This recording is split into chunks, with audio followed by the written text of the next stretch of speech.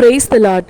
Grace of Karunya என்ற ஊழியத்தின் மூலம் உங்கள் அனைவரையும் மீண்டும் வாழ்த்தி இயேசு கிறிஸ்துவின் இனிதான நாமத்தினால அன்போடு கூட அழைக்கிறேன். இன்றைய நாளிலும் இந்த மாதம் துவங்கி 2வது வாரம் வரை நம்மையும் நம் குடும்பத்தையும் ஆண்டவர் பலத்தோடும் சுகத்தோடும் பாதுகாத்து வழிநடத்தின அவருடைய கிருபைக்காய் மகா பெரிய தயவுக்காய் நாம் நன்றி செலுத்தி நம் முழு மனதோடு அவரை ஆராதித்து மகிழலாம். அநேக சூழ்நிலைகளில் நம் வாழ்க்கையில் ஏதோ ஒரு மனபாரமோ ஏதோ தோல்வியின் பாதையில் நம்ம நடந்து போகிற மாதிரி ஒரு சூழ்நிலையும் வந்தவுடன் நமக்கு வாழ்க்கையே அவ்வளோதான்னு சொல்லி திகைத்து தனிமையில் போய் அமர்ந்துடுறோங்க. ஆனால் நல்லா யோசிச்சு பாருங்களேன், ஏதோ ஒரு சூழ்நிலையில நம்ம நடந்து போயிட்டே இருப்போங்க, கால் தடுமாறிடும். ஆனால் நம்ம கீழே விழவே மாட்டோம். ஏன்னா நம்ம தாங்கி பிடிக்கிறவர் நம்மளுடைய ஏசப்பாங்க. அதே போல தான் ஏதோ ஒரு முடிவு எடுக்கணும்னு சொல்லி காத்திருப்போம்.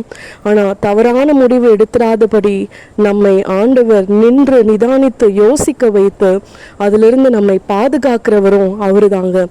அவரை போல நம்மளை நேசிக்க யாராலும் முடியவும் முடியாது.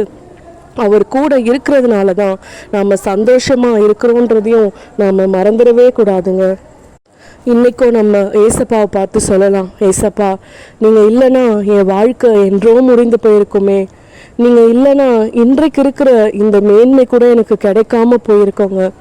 உலகத்தில் இருக்கிற எல்லாரை காட்டிலும் நம்முடைய வாழ்க்கையில் ஏதோ ஒரு வித்தியாசம் இருக்குது.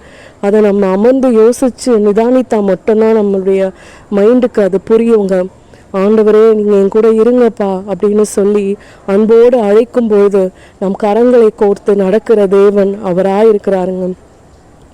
நீங்க இல்லாம வாழ முடியாதையா, உங்க கிருபை இல்லாம வாழ தெரியாதையா, நீங்க இல்லாம வாழ முடியாதையா, உங்க கிருபை இல்லாம வாழ தெரியாதையா.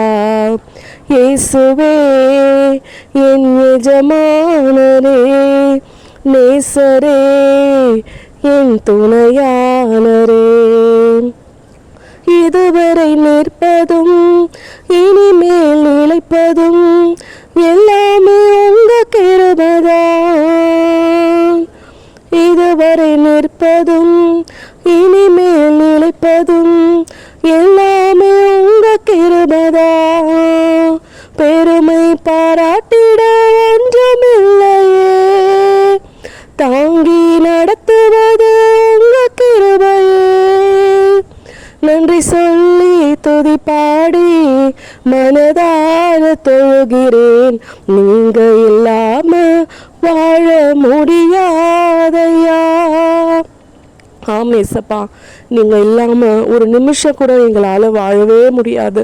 ஏன்னா எங்களை தாங்கி கொண்டிருக்கிறது உங்களுடைய அன்பு, உங்களுடைய கிருபையும் தான்.